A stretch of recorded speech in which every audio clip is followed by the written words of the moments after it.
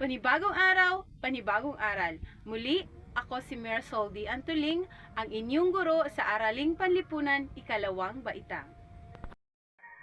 Pero bago tayo formal na magsimula sa ating bagong aralin, tayo ay magbalik-aral muna. Ano ang itinalakay natin nung nakaraang araw? Tama, ang itinalakay natin nung nakaraang araw ay mga taong naninirahan sa komunidad. Magbigay kayo nga ng halimbawa ng mga taong naninirahan sa komunidad. Tama, ito ay Muslim, Bisaya,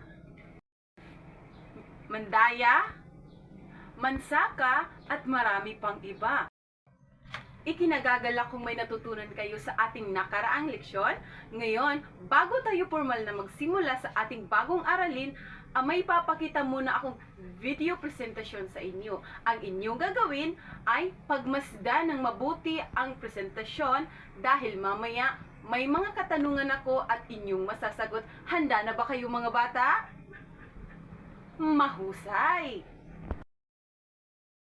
Tara at maglakbay, komunidad ay pag-aralan, paaralan, pamilihan, ospital at palaruan, panaderya at simbahan, munisipyo at pasyalan, istasyon ng pulisya, istasyon ng bumbero. Tara na at maglakbay, komunidad ay pag-aralan, paaralan, pamilihan, ospital at palaruan, panaderya at simbahan, munisipyo at pasyalan, istasyon ng pulisya, istasyon ng bumbero. Ito ay mahalaga, ika'y matutulungan.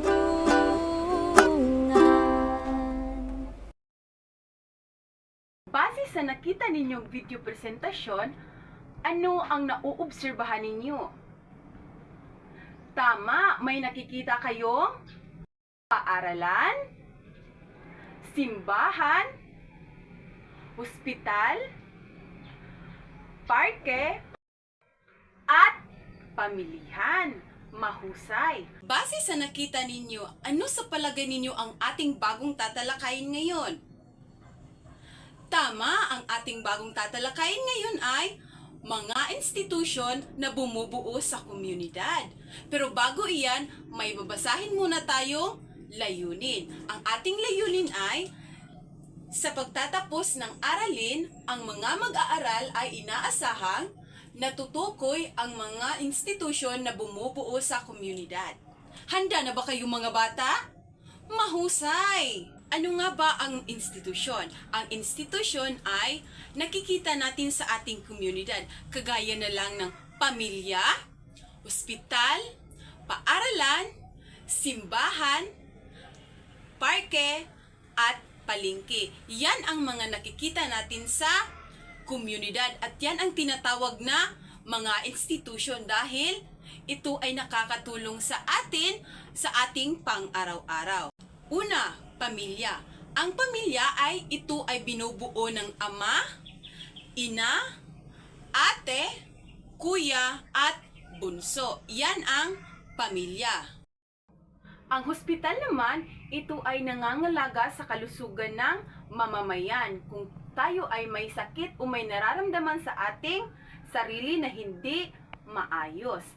Ang pangatlo naman ay ang paaralan. Ang paaralan ay dito tayo natutong magbasa, mag-aral, at may nakikita tayong mga guro na tumutulong sa atin para tayo ay matuto. Katulad na lang ninyo ngayon ay nandito kayo sa paaralan upang kayo ay may matutunan at marunong kayo magbasa. Ang simbahan naman ay binubuo ng pare, pastor, at tayo naman ay kapag linggo ay pumupunta tayo sa simbahan, di ba? Sino-sino dito ang pumupunta sa simbahan tuwing linggo kasama ang pamilya? Magaling! tayo ay pumupunta sa simbahan upang magdasal.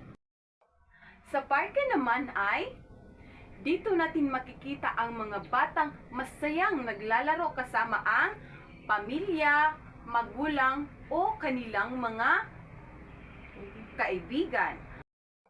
Ngayon, sino-sino sa inyo rito ang palaging naglalaro sa parke kasama ang pamilya? Magaling, kayo ay naglalaro sa parke kasama ang inyong pamilya kapag walang pasok o walang trabaho ang inyong mga magulang. Ang susunod naman ay ang pamilihan. Ang pamilihan, ito ay ang unang pangunahin ng pamilya kung saan dito tayo ay namimili sa ating pang-araw-araw na pangangailangan. Sino-sino dito sa inyo ang sumasama kapag may binibili ang inyong magulang sa pamilihan? Tama, anong binili ng inyong magulang sa pamilihan? Ulam, bigas, at marami pang iba. Ngayon, hahatiin ko kayo sa 2 pangkat. Ang bawat pangkat sa inyo ay may gagawin. Bibigyan ko lamang kayo ng 5 minuto. Pagkatapos ng 5 minuto, ay pumili kayo ng isang magpresenta sa inyong gawain at pumunta kayo sa harapan upang magpresenta. Maliwanag ba mga bata? Mahusay. Ang unang pangkat ay ang inyong gagawin, gumuhit ng isang institusyon na nakikita ninyo sa komunidad. Ang pangalawang pangkat naman ay isulat ang mga institusyon na nakita ninyo sa isang komunidad. Maliwanag ba mga bata? Pero bago iyan, may mga pamantayan tayo sa paggawa ng inyong mga gawain. Pamantayan sa pagguhit. Kalinisan, 5 puntos. Simbolong na iguhit, 5 puntos. Kaangkupan ng konsepto, 5 puntos. Kabuuan, 15 puntos. Ngayon, batid ko na kayo ay tapos na. Pumunta ang isa sa inyo sa harapan upang magpresenta ng inyong gawain. Magandang umaga sa lahat. Ako po ay ang magpresenta sa aming pangkat. Ang aming pong iginuguhit ay ang paaralan. Ang paaralan ay dito tayo natuto magbasa, magsulat. Yon lamang po. Magandang umaga sa lahat. Ako po ang magpresenta sa aming pangkat.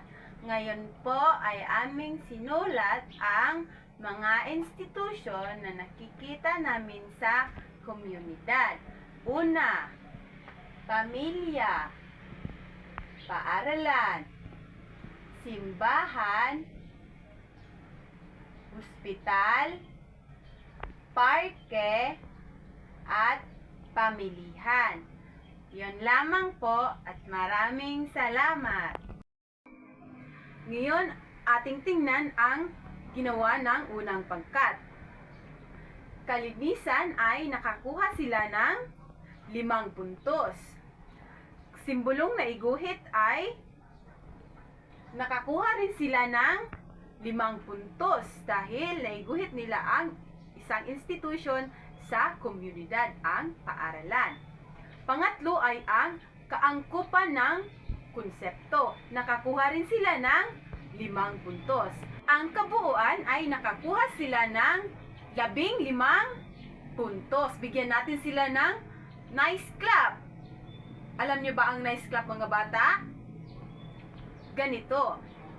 N-I-C-E, nice, nice, nice, nice, nice. Magaling, maraming salamat unang pangkat. Ngayon naman ay sa pangalawang pangkat. Ang pangalawang pangkat ay naisulat nila ang mga institusyon sa komunidad. Tama, nakakuha sila ng 5 puntos. Bibigyan natin sila ng ang galing clap. Alam niyo ba? Ganito yan. Ang galing! Maraming salamat. pangalawang pangkat at maraming salamat sa inyong partisipasyon. Batid ko na kayo ay may nalalaman sa ating bagong tinalakay. Ngayon, ano ang tinalakay natin ngayong araw? Tama, ang ating itinalakay ngayong araw ay mga institusyon na bumubuo sa komunidad. Magbigay kayo nga ng mga institusyon na nakikita natin sa komunidad. Tama, ang pamilya. Ang pamilya ay binubuo ng tama, ama, ina, ate, kuya, at bunso. Ngayon, magbigay pa kayo ng mga institusyon. Paaralan. Tama, ang paaralan ay dito tayo natutong magbasa, magsulat, para tayo ay may matutunan. Pangatlo naman, magbigay pa kayo. Simbahan.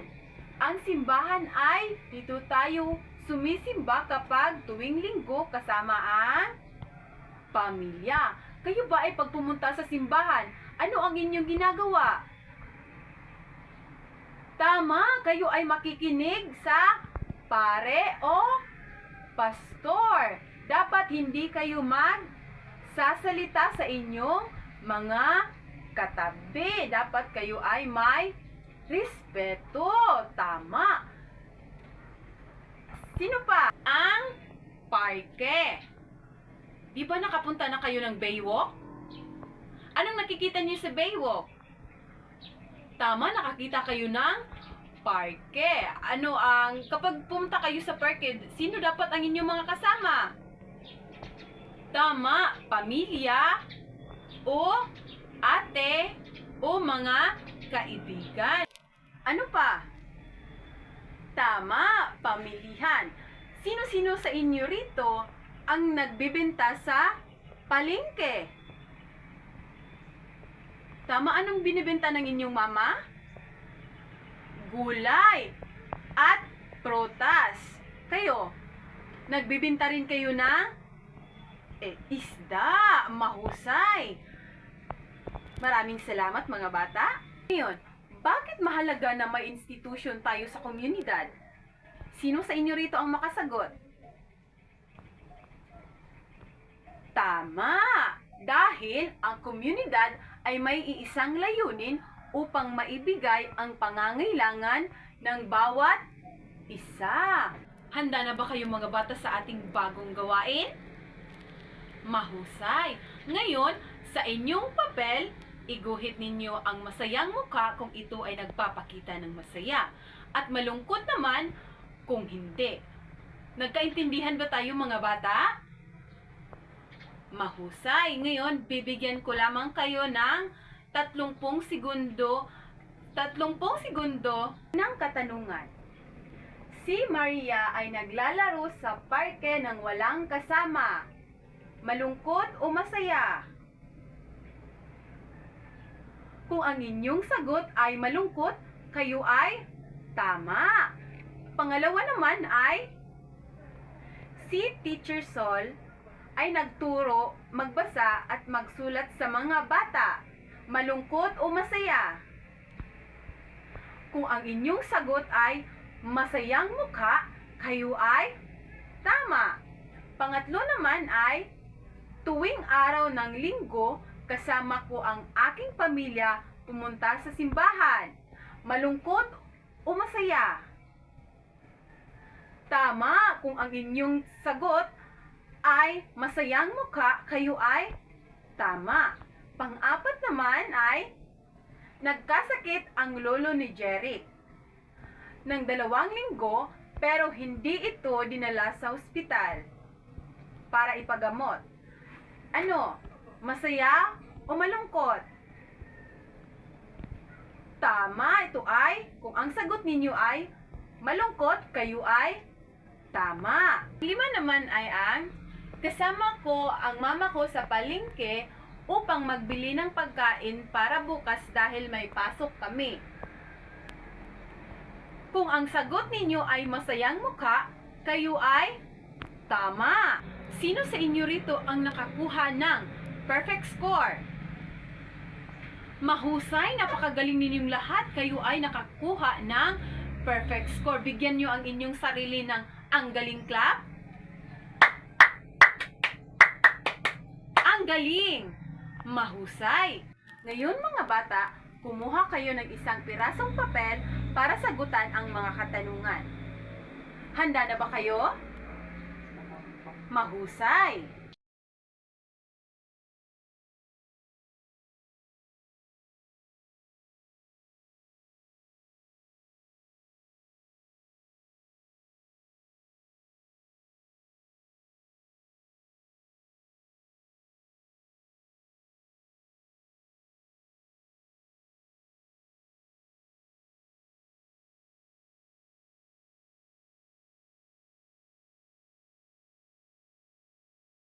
Ngayon mga bata, ipasa ang inyong mga papel sa harap ng inyong harapan.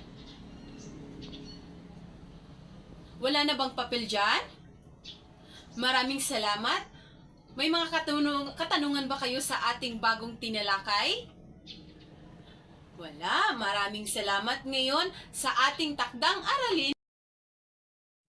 Takdang aralin, panuto, sa isang malinis na long bond paper, gumuhit ng isang institusyon na makikita ninyo sa komunidad.